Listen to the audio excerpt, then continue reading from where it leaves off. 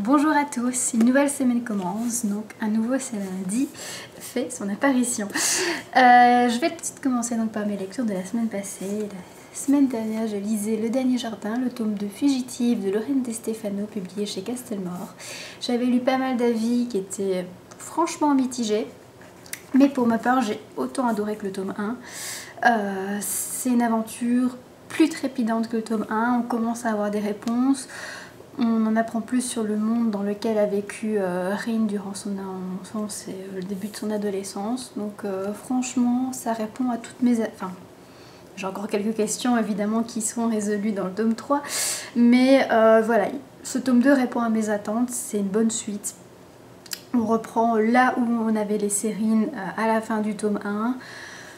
Et voilà, on en apprend plus sur sa vie, on s'attache de plus en plus à elle et aux personnes qui l'entourent. Donc voilà, moi j'ai vraiment adoré, vous pouvez retrouver ma critique sur le blog.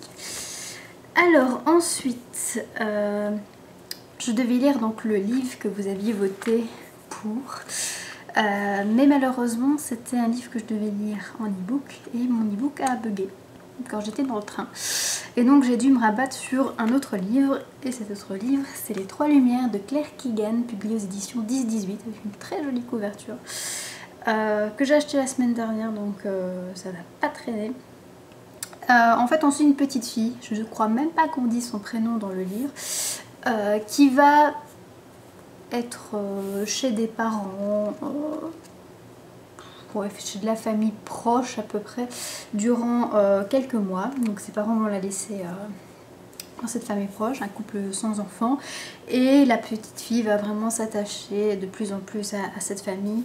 Et voilà, on voit comment ils commencent à se connaître, parce qu'ils ne connaissent pas vraiment la petite fille et elle ne se rappelle plus non plus de qui sont de qui est cette famille. Et donc voilà, on suit un petit peu sa petite destinée. Mais quand on va voir, c'est un livre tout petit qui fait 85 pages. Ça m'a pas laissé un souvenir impérissable, je vous avoue. C'est agréable à lire, il n'y a pas à dire. Mais je sais pas trop ce que l'auteur a voulu faire en fait. C'est mignon, c'est sympa, mais voilà, c'est trop court et j'ai vraiment une impression d'inachevé finalement en le finissant. Parce que... Enfin voilà, j'ai l'impression que c'est vraiment une petite tranche de vie assez courte et voilà, c'est dommage. J'aurais vraiment voulu rester encore, je sais pas, 200-300 pages avec cette petite fille, ça ne m'aurait franchement pas déplu. Mais bon, c'est comme ça. Je vous le conseille quand même, mais bon, donc plutôt à emprunter qu'à acheter, même s'il est sorti en poche, donc ça limite le dégât, j'ai envie de dire. Alors, le livre que vous aviez voté pour, donc c'était Hunger Games, le tome de l'embrasement, que j'ai finalement su lire parce que la liseuse a redémarré. Je vous dis pas le ouf de soulagement que j'ai poussé à ce moment-là. Donc voilà, Hunger Games, l'embrasement, le tome 2 de Suzanne Collins, publié chez Pocket Jeunesse. Waouh, que dire à part waouh. J'avais adoré le tome 1, mais là c'est encore un cran au-dessus, quoi. On n'arrête pas. Enfin, je veux dire, on peut pas s'arrêter de lire tellement ce qui arrive au personnage est prenant, on a envie de savoir ce qui va se passer, ça boue quoi, voilà, ça boue dans le livre, c'est vraiment génial. Maintenant, si j'ai un tout petit bémol, c'est que, comment dire ça sans spoiler, le personnage principal, je trouve qu'il participe pas assez à ce qui se passe globalement dans cet univers, voilà. Mais je pense que ça va changer dans le tome 3. Et je pense que je vais vraiment pas tarder à le lire parce que celui-là m'a vraiment pris au trip et j'ai vraiment envie de savoir ce qui va se passer. Ensuite, ma chronique n'est pas encore écrite, il faudrait que je vous le fasse bientôt. Alors, mes lectures en cours, j'en ai 3 comme la semaine dernière. Donc la première c'est Verlander, on zappe, j'ai pas grand chose à dire. Le deuxième c'est 1Q84, le tome 1 avril-juin de Haruki Murakami, que j'essaye d'avancer tant bien que mal, parce que faut bien dire que c'est pas la joie. C'est pas la joie. Alors, comment expliquer ça? Je trouve que l'histoire est intéressante. Voilà, ce qui arrive les personnages principaux sont vraiment bien fouillés, bien travaillés. On a vraiment envie de savoir ce qui va leur arriver. Mais qu'est-ce que... Désolée pour les fans, je vous dis tout de suite, mais qu'est-ce que c'est chiant. Oh, c'est horrible. Enfin, je veux dire, les descriptions, c'est tout le temps, tout le temps, tout le temps.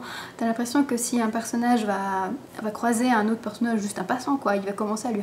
Enfin, l'auteur va s'attacher à raconter toute sa vie et de ce passant, quoi. C'est lourd. Et un autre... Enfin, un moment qui montre bien que c'est vraiment très descriptif, mais trop, enfin, faut la comprendre trop dans les détails, même si ce n'est pas nécessaire, c'est qu'à un moment, la fille qui s'appelle Aomame va se refaire une petite beauté. Et donc, on pourrait juste résumer ça en une ou deux phrases, n'est-ce pas? Mais non, l'auteur va vraiment nous expliquer qu'elle va aller aux toilettes, que le bruit que ça fait quand son urine touche les toilettes, puis qu'elle va se laver les dents. Bon, on passe aussi pas mal de lignes là-dessus, et puis elle va se mettre du rouge à lèvres. Voilà, tout ça alors qu'il prend des pages, alors que t'as envie de dire mais il se passe rien, quoi. C'est bon, on dit juste qu'elle va se rafraîchir et tout le monde a compris.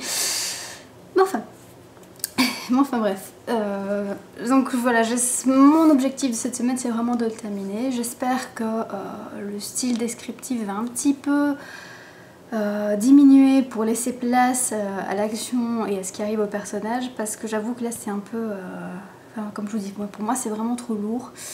Alors peut-être que ça passerait mieux en papier, mais j'ai pas l'impression. Je pense vraiment, parce que le format audio me plaît bien pour l'instant, donc je pense vraiment que c'est le livre qui est trop descriptif, trop long.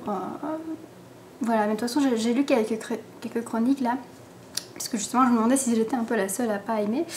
Et finalement, il semblerait qu'il y a beaucoup de gens qui aiment bien, mais qu'il y en a aussi qui relèvent cette abondance de description qui n'est pas nécessaire. Et j'ai vu aussi que beaucoup disent que ce n'est qu'une grosse introduction, ce tome 1, et pas une intrigue complète, ce qui me rebute un peu, parce que si je vais devoir encore passer je sais pas combien d'heures à écouter cette histoire qui n'est qu'une grosse introduction, ça risque d'être un peu lourd, mais enfin on verra bien. Et alors ma dernière lecture en cours, c'est Si je reste de Gail Forman, publié chez Pocket. Je suis pas très loin, regardez-moi ça, 10 pages.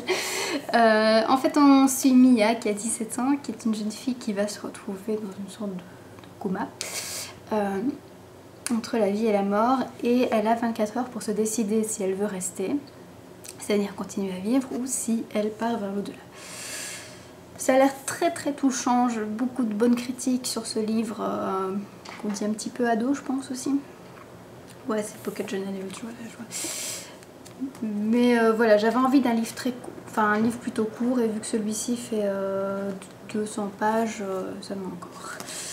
Et donc, qu'est-ce que je vais lire après? Je vais lire Métronome de Laurent Deutsch, que j'avais gagné chez Jazz. Donc ça y est, je vais m'y mettre, parce que c'est pour une lecture commune le 15 septembre prochain.